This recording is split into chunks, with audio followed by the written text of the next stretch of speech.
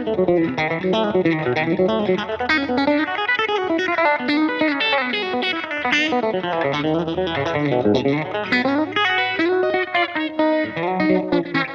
way that I had gotten started was I started playing guitar at 12 years old, and that was 11 years ago.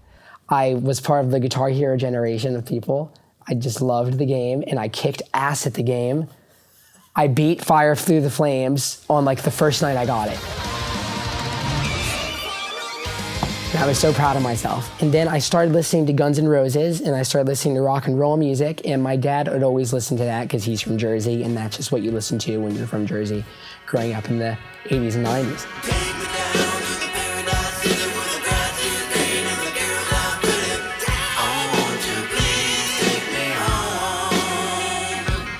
Having grown up an hour outside of Nashville, my dad took me down to Lower Broadway one day, which is like the tourist market hub of the city. It's like the Times Square, if you would.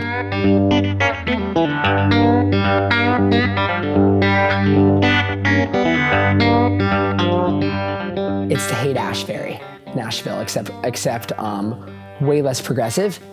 And so we went and sat down at a place called Legends Corner, which is still there today. And I walked in, and the lead singer was about to go past the tip jug, which is just like a jug in which people collect singles, and if people are kind, $5 and $10 and $20. And usually around then, the set gets very loose when like the lead guy is gone.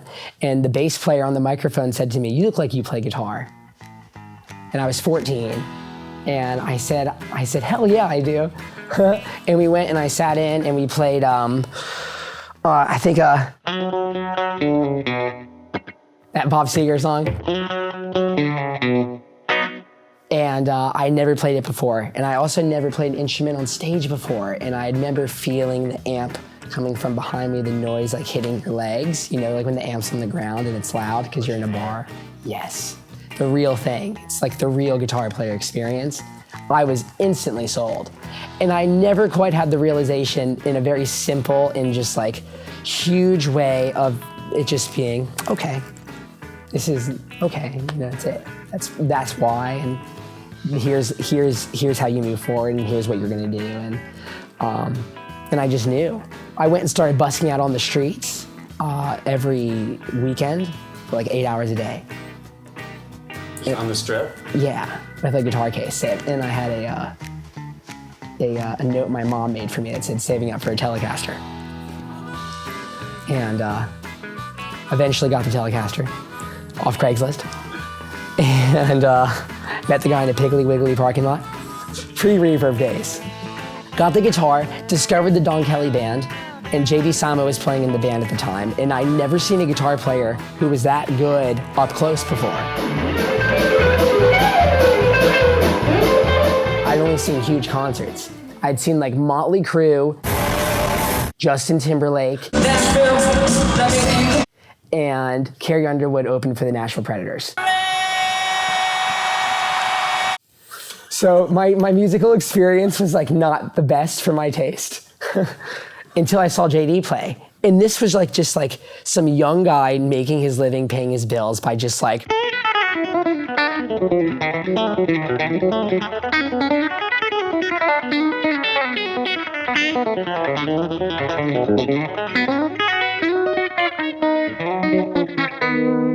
playing country music, like as fast as he could, as hard as he could. And there was so much beauty and energy into it. And I went and saw that band every week for 3 years. Yeah, and gave him my card every week and said, "I want to play." And one week I got a call to play.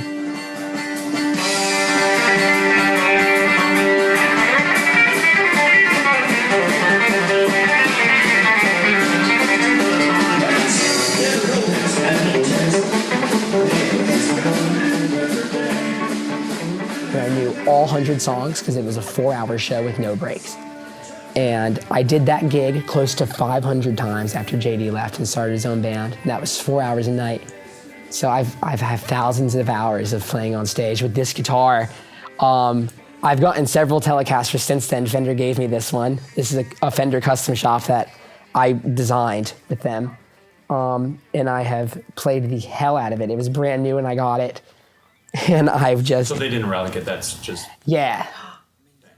I literally dreamed of this guitar and I got it.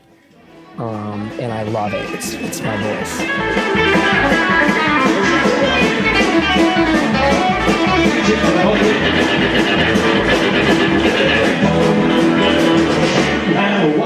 You don't want to end up playing in bars and covers. You really don't.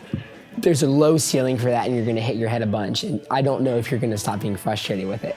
At least I would be really frustrated with it. So the ultimate goal is to establish contacts and get in front of as many people as you can, which playing at Roberts with Don's band did. That's how I've met pretty much everyone I know, like through that one gig. And it's a wild, wild thing. And if I've met somebody that I don't know from that gig, it's probably because someone I met from the gig introduced me to them. So I was really lucky. It was right place, right time, and I was really prepared and I worked really hard for it. And I just followed the intrinsic thing that just kind of told me to do what I want to do, and I wanted to just be as good as I could be. And being as good as I can be is a constantly changing thing, almost daily, absolutely weekly, So I mean, it's a crazy thing. I'm so lucky to have gotten that gig. It's been like 3 years since I've played it, and I've played with 4 major country acts since then. 3 bands that were like signed to major labels. I've recorded on, at least 30 albums since then. And now I'm just doing my own thing and establishing a team for that. And we put out an EP earlier this year in May. And then we're putting out another one at the end of this year. And we're just doing that thing and touring. All because of hustling on that circuit. Yeah, man. Hustling hard, though. Hustling hard with this guitar.